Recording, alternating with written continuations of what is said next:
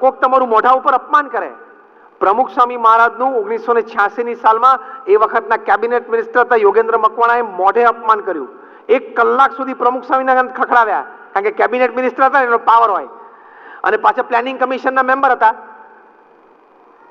એને ખખડાવવાનું મુખ્ય કારણ શું હતું કે તમે યુવાન ડોક્ટર અને એન્જિનિયરને સાધુ બનાવો છો, તે ભવિષ્યમાં સમાજમાં ડોક્ટર્સની અને એન્જિનિયર્સની ખોટ આવશે. એટલે છે એને પહેલા નોકરી કર, છે એને તો કંઈક નોકરી આપ. અત્યારે પણ સમાજમાં 15% ડોક્ટર, એન્જિનિયર, ચાર્ટર્ડ એકાઉન્ટન્ટ બિચારા નવરા ફરે છે. પણ આ વિચારથી હવે એમને કહેવાનો કોઈ અધિકાર નહોતો આ, અને ક્યાં એના દીકરાને સાધુ બનાવેલો. અને આ પ્રવૃત્તિ વિશે કોઈને કહેવાનો અધિકાર જ નથી.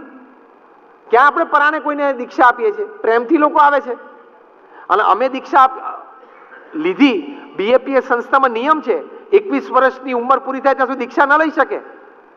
પછી એનો 3 વર્ષનો બેઝિક ટ્રેનિંગ કોર્સ, પછી એને પહેલી દીક્ષા મળે વ્હાઇટ, પછી 2 વર્ષનો ટ્રેનિંગ કોર્સ, પછી એને ભગવા કપડા મળે, પછી 2 વર્ષની ટ્રેનિંગ ને પછી એ બહાર સોસાયટીમાં આવે. ઓર્ગેનાઇઝ સિસ્ટમ છે. અને માતા અને પિતા બંને રજા ફોર્મ એટલે પરમિશન ફોર્મ ઉપર સાઇન કરે તો જ દીક્ષા મળે. કદાચ પિતા સાઇન કરે માતા એમ કે મારે મારા દીકરાને રજા નથી આપી તો પ્રમુખ સ્વામી મહારાજને બીએપીએસ સંસ્થાને દીક્ષા ન આપે. બહુ સિસ્ટમેટિક છે ઓર્ગેનાઇઝેશન, હેફેઝાર્ડ નથી. કોઈક ભાગી ગયો, કોઈક ગુમ થઈ ગયો અને અહીંયા આવીને ભગવા કપડા પહેરલે બીએપીએસમાં ના ચાલે. ઉત્તર ભારતમાં કોઈક સ્ટેટમાં ટ્રિપલ મર્ડર કરીને આવી ગયો ને ભગવું કપડું પહેરીને બેસી જેવું ના થાય. હા, એવું થાય છે.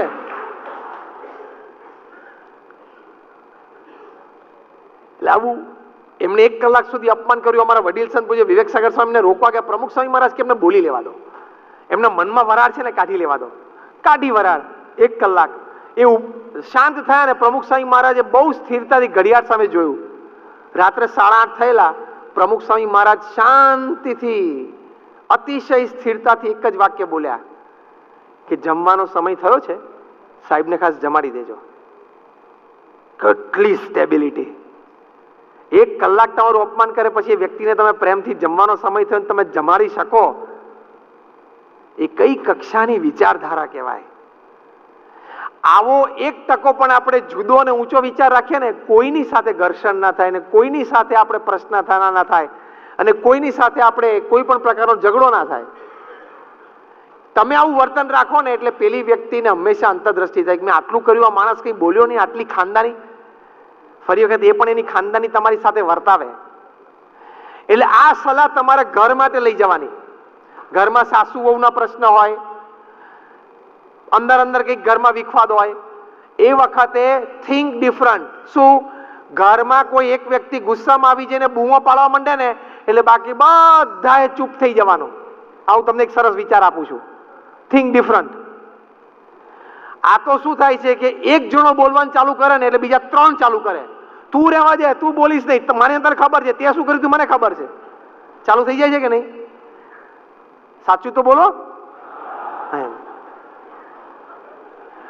પણ હવે થિંક ડિફરન્ટ. બધા બોલવા માંડો ને રૂટીન થિંકિંગ છે. થિંક ડિફરન્ટ શું?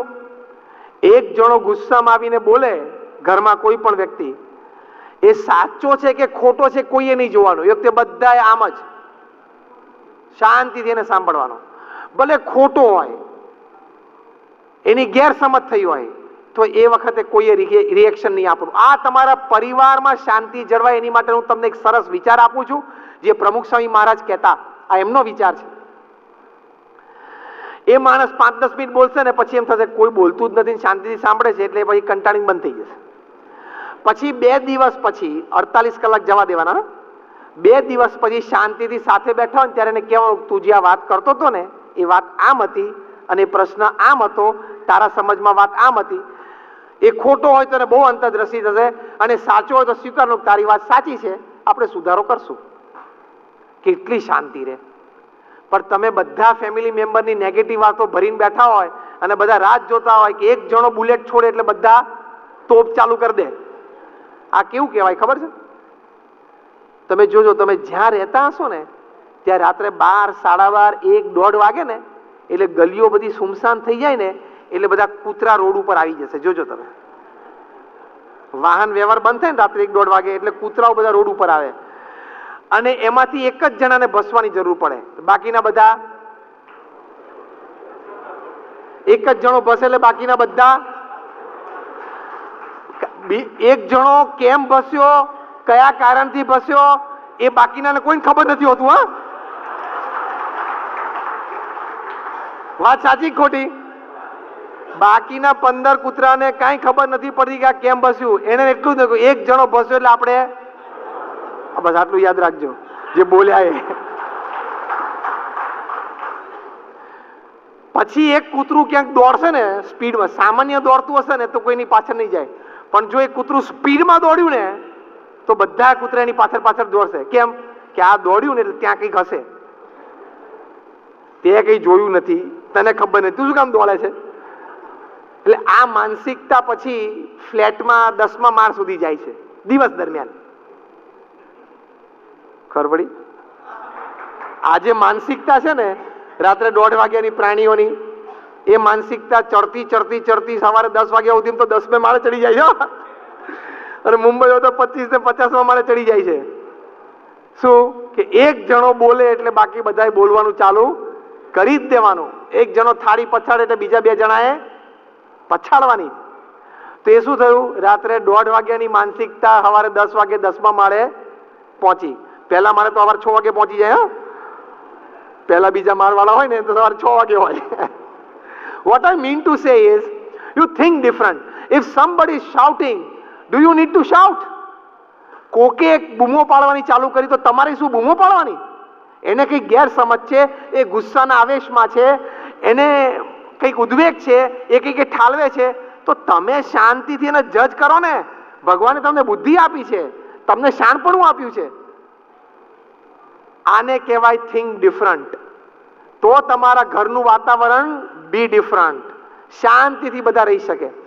અને જે વ્યક્તિ ગુસ્સામાં આવીને બોલી ગયો અને ખબર પડે કે બધાએ મને શાંતિથી સાંભળ્યું, હું ખોટો હતો અને મારી ગેરસમજ હતી તોય, તો ફરી એટલોય ભોઠો પડી જાય ને, બે દાડા સુધી તો કંઈ બોલી ના શકે, અને ફરી વખત એને કંઈક બોલવું હોય ને તો 25 વાર વિચાર કરે. હા, એવી પરિસ્થિતિમાં એને મૂકી દો ને. તો એ હકીકત છે આ.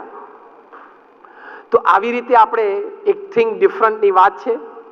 આવી રીતે સારા અને ઉમદા વિચારો રાખીએ તો આપણે પણ જુદા થઈ શકીએ, આપણે પણ સારી રીતે જીવનમાં કાર્ય કરી શકીએ. અને પછી તમે એકવાર જુદા થઈ જાઓ આવા વિચારોથી, તમે એકવાર ઊંચા થઈ જાઓ આવા વિચારોથી, પછી તો તમે સાકરનો કટકો.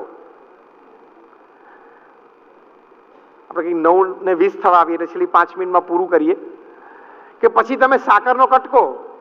દરેકને તમારા પ્રત્યે લાગણી થશે, દરેકને તમારા પ્રત્યે પ્રેમ થશે, દરેકને તમારી સાથે કામ કરવું ગમશે, દરેકને તમારી સાથે રહેવું ગમશે. અત્યારે અહીંયા એક પણ કીડી દેખાતી નથી, પણ એક સાકરનો કટકો મૂકીએ તો હમણાં અડધો કલાકમાં 25-50 કીડીઓ ભેગી થઈ જાય ને. સમજો એ કીડીઓ જે ભેગી થાય છે સાકરના કટકાના આકારને જોઈને નહીં. It doesn't have a shape. એ સાકરના કટકાના કલરને જોઈને નથી આવતી, કારણ કે સાકરના કટકાને કોઈ કલર નથી હોતો. એ સાકરના કટકાના ફ્રેગ્રન્સને જોઈને નથી આવતી કીડીઓ. સાકરના કટકાને કોઈ સુગંધ નથી, સાકરના કટકાને કોઈ આકાર નથી, કોઈ રંગ નથી અને કોઈ સુગંધ નથી. છતાં કીડીઓ તણાય છે. એનું કારણ શું? કે એની પાસે ગળપણ છે, અને એનાથી એ વિશેષ ગળપણ સિવાય કાંઈ નથી. ગળપણ છે અને ગળપણ સિવાય કાંઈ નથી. આ વાક્ય યાદ રાખજો. એમ તમારું થિંકિંગ જો ડિફરન્ટ, થિંકિંગ જો હાઈ અને થિંકિંગ અન્ય માટે, એ પણ સુખી, હું પણ સુખી થઉં, હું કંઈક મદદરૂપ થઉં, એવી ભાવના અને વિચારોથી તમે જીવશો ને તે તમે સાકરના કટકા. પછી તમારી પાસે રૂપ નહીં હોય ને તોય લોકો ખેંચાશે, તમારી પાસે પૈસા નહીં હોય ને તોય લોકો તમારી પાસે કામ કરવા માટે આવશે, તમારી પાસે કોઈ લૌકિક આવડત નહીં હોય ને તોય લોકોને તમારી પાસે બેસવું ઉઠવું ગમશે. કારણ કે પછી તમારા અંતરમાં ગળપણ અને ગળપણ સિવાય કાંઈ નહીં. એટલે શું? સારા અને ઊંચા વિચારો, અને સારા અને ઊંચા વિચારો સિવાય કાંઈ નહીં. એટલે તમે સાકરનો કટકો.